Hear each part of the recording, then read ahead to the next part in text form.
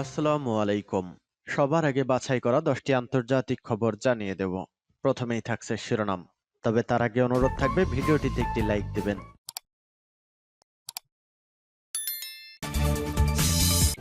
জানিয়ে দেব এই মুহূর্তে পাওয়া সর্বশেষ গুরুত্বপূর্ণ আপডেট। আন্তর্জাতিক সংবাদ। মধ্য দক্ষিণ পূর্ব অঞ্চলের লক্ষ্যবস্তুতে হামলা চালিয়েছে রাশিয়া।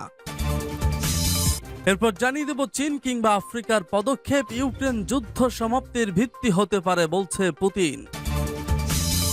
এদিকে নিরপেক্ষ ইউক্রেন চায় রাশিয়া বলছে পুতিন। এবং জানিয়ে দেব উত্তর কোরিয়ার পাগলা রকেট ব্যবহার করছে ইউক্রেন।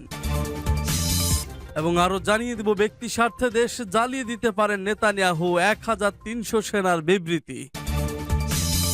সর্বশেষ জানিয়ে দেব যেভাবে ইউক্রেনের ক্ষেপণাস্ত্র আঘাত আনল রাশিয়ার শহরে। শুনছিলেন সংবাদ শিরোনাম, এখন বিস্তারিত। তবে তার আগে অনুরোধ থাকবে ভিডিওটিতে একটি লাইক এবং কমেন্টস করে জানিয়ে দিন এই ভিডিও সম্পর্কে আপনার মূল্যবান মতামত। মধ্য দক্ষিণ পূর্ব অঞ্চলের লক্ষ্যবস্তুতে হামলা চালিয়েছে রাশিয়া। রুশ বাহিনী শুক্রবার ইউক্রেনের মধ্যাঞ্চল শহর নিপ্রো এবং দক্ষিণ পূর্বাঞ্চলের একটি গুরুত্বপূর্ণ গ্রামে হামলা চালিয়েছে। ইউক্রেন দাবি করেছে তারা পাল্টা আক্রমণের মাধ্যমে গ্রামটি পুনরুদ্ধার করেছিল। অন্যদিকে কিয়েভের বিরুদ্ধে মস্কো অভিযোগ করেছে যে ইউক্রেন দক্ষিণ রাশিয়ায় 2টি ক্ষেপণাস্ত্র নিক্ষেপ করেছে আর এতে 20 জন আহত হয়েছে। এদিকে প্রেসিডেন্ট ভলোদিমির জেলেনস্কি ইউক্রেনের রাষ্ট্র দিবস উদযাপন করেছেন। এ সময় তিনি তার দেশের সার্বভৌম কথা জোরের সঙ্গে পূর্ণ ব্যক্ত করেন।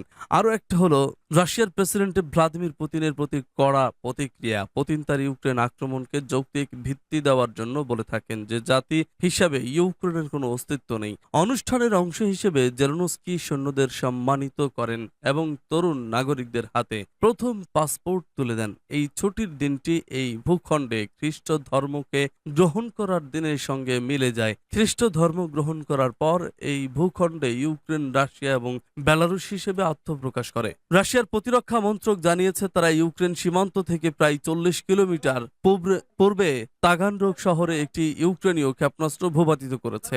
স্থানীয় কর্মকর্তারা জানিয়েছেন এই ঘটনায় 20 জন আহত হয়েছেন আর ঘটনার কেন্দ্রবিন্দু ছিল একটি শিল্প জাদুঘর। চীন কিংবা আফ্রিকার পদক্ষেপ ইউক্রেন যুদ্ধ সমাপ্তির ভিত্তি হতে পারে বলছে পুতিন। রাশিয়ার প্রেসিডেন্ট ভ্লাদিমির পুতিন বলেছেন চীন কিংবা আফ্রিকার নেওয়া পদক্ষেপ ইউক্রেন যুদ্ধ সমাপ্তির ভিত্তি হতে পারে। সেন্ট পিটার্সবার্গে আফ্রিকান নেতাদের সঙ্গে আলাপে তিনি এই মন্তব্য করেন। ব্রিটিশ গণমাধ্যম স্কাই নিউজের খবরে বলা হয়েছে আফ্রিকান ইউনিয়নের নেতাদের সঙ্গে রুশ প্রেসিডেন্ট ইউক্রেন যুদ্ধ নিয়ে কথা বলেন। পুতিন বলেন মস্কো ইউক্রেন নিয়ে আলোচনা প্রত্যাখ্যান করেনি। আফ্রিকা একই সঙ্গে চীনের উদ্বেগ ইউক্রেনের শান্তি ভিত্তি হতে পারে। পুতিন আরো বলেন কিয়েভ সেনারা আক্রমণ করছে, এই অবস্থায় যুদ্ধবিরতি বাস্তবায়ন করা কঠিন। ফ্রন্ট লাইনে গুরুতর কোনো পরিবর্তন নেই বলেও মন্তব্য করেন তিনি। পুতিন দাবি করেন গত 4 জুন থেকে ইউক্রেন 415টি ট্যাঙ্ক এবং 1300 সাজোয়া যান হারিয়েছে।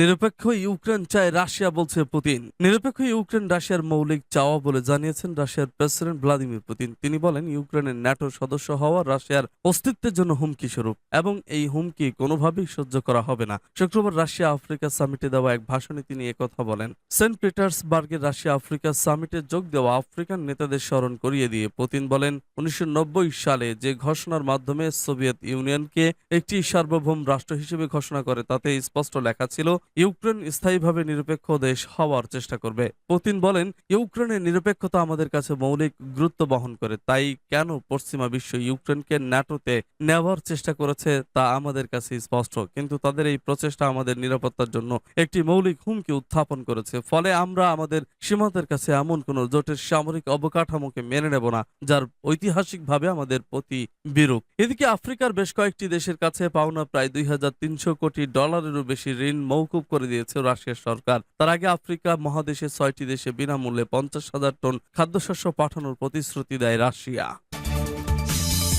উত্তর কোরিয়ার পাগলা রকেট ব্যবহার করছে ইউক্রেন। ইউক্রেনের গোলান্দাজ বাহিনী রাশিয়ার বিরুদ্ধে উত্তর কোরিয়ার তৈরি রকেট ব্যবহার করছে, অর্থাৎ পিয়ংইয়ং এর অস্ত্রশস্ত্র তার মিত্র প্রেসিডেন্ট ভ্লাদিমির পুতিনের বাহিনীর বিরুদ্ধেই ব্যবহার করা হচ্ছে। উত্তর কোরিয়ার এসব অস্ত্র ইউক্রেন আগে ব্যবহার করেছে বলে জানা যায়নি, এমন খবর দিচ্ছে ব্রিটেনের প্রভাবশালী পত্রিকা ফিনান্সিয়াল টাইমস। বিধ্বস্ত শহর বাখমুতের কাছে ইউক্রেনের সৈন্যরা পত্রিকার সাংবাদিককে সোভিয়েত সময়ের তৈরি ground multiple launch rocket system দেখিয়ে দেখিয়েছে। ইউক্রেনের অস্ত্রের এই নতুন উৎস দেখিয়ে দিচ্ছে কিভাবে দ্বিতীয় বিশ্বযুদ্ধের পর ইউরোপের মাটিতে সবচেয়ে বড় এই সংঘাতে সোভিয়েত সময়ের অস্ত্র থেকে অত্যাধুনিক নির্ভুল অস্ত্রের সবই ব্যবহৃত হচ্ছে। রুসলান নামে ইউক্রেনীয় আর্টিলারি কমান্ডার বলেন, উত্তর কোরিয়ার অস্ত্র তার সৈন্যদের অবশ্য পছন্দ নয়, কারণ এসব অস্ত্রের ব্যর্থতার হার বেশি। মিসফায়ার এবং বিস্ফোরণ না ঘটার কারণেও এটি অনেকের কাছে পরিচিত। চিহ্ন দেখে মনে হয় এসব অস্ত্রের বেশিরভাগই 1980 কিংবা 1990 দশকের দিকে তৈরি। ইউক্রেনের গার্ড ইউনিটের এক সদস্য উত্তর কোরিয়ার রকেট ছোড়ার সময় ফিনান্সিয়াল টাইমসের সাংবাদিককে রকেট লঞ্চারের খুব কাছে আসতে নিষেধ করেন। কারণ হিসেবে তিনি বলেন, এসব রকেট নির্ভরযোগ্য নয় এবং কখনো কখনো পাগলের মতো আচরণ করে। গেটি ইমেজেস ও radio Free Europe radio Liberty সাংবাদিকরা গত জুন মাসের শেষের দিকে এবং চলতি মাসের শুরুতে দক্ষিণ জাপোরিজিয়ায় ইউক্রেনের গোলান্দাজ বাহিনীকে উত্তর কোরিয়ার রকেট ব্যবহার করতে দেখেছিলেন, কিন্তু তখন সেগুলো উত্তর কোরিয়ায় তৈরি বলে শনাক্ত করা যায়নি। ব্যক্তি স্বার্থে দেশ জ্বালিয়ে দিতে পারেন নেতানিয়াহু, বলছে 1300 সেনার বিবৃতি। ইহুদিবাদী ইসরায়েলের সেনাবাহিনীর সহস্রাধিক সদস্য বলেছেন, প্রধানমন্ত্রী বেনিয়ামিন নেতানিয়াহু নিজেকে বাঁচাতে দেশকে আগুনে জ্বালিয়ে দিতেও প্রস্তুত আছেন। ইসরায়েলের বিচার বিভাগের ক্ষমতা খর্ব করার বিল পাশ হওয়ার পর এক প্রতিক্রিয়ায় তারা এ মন্তব্য করেছেন। ইসরায়েলি সেনাবাহিনীর স্পেশাল ফোর্সের 1300 সদস্য এক বিবৃতিতে আরো বলেছেন, নেতানিয়াহু একজন স্বৈরাচার। তিনি রাজনৈতিক উদ্দেশ্য হাসিলের জন্য বিচার বিভাগে পরিবর্তন এনেছেন। সুপ্রিম কোর্টকে তিনি সম্মান করেন না।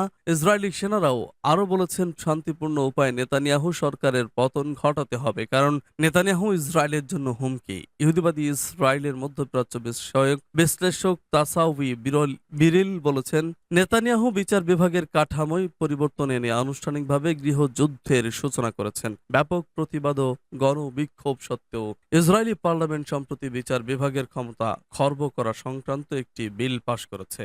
এর ফলে প্রধানমন্ত্রী বেনিয়ামিন নেতানিয়াহুর মন্ত্রিসভার ক্ষমতাই কার্যত বাড়বে। বিচার বিভাগের ক্ষমতা হ্রাসের প্রস্তাবটি সংসদে পাশ হওয়ার পর থেকে দখলদার ইসরায়েলের গুরুত্বপূর্ণ শহরগুলো অস্থিরতা ও ব্যাপক বিক্ষোভ হয়। বিক্ষোভকারী ও ইহুদিবাদী সেনাবাহিনীর মধ্যে সংঘর্ষের ঘটনাও ঘটেছে।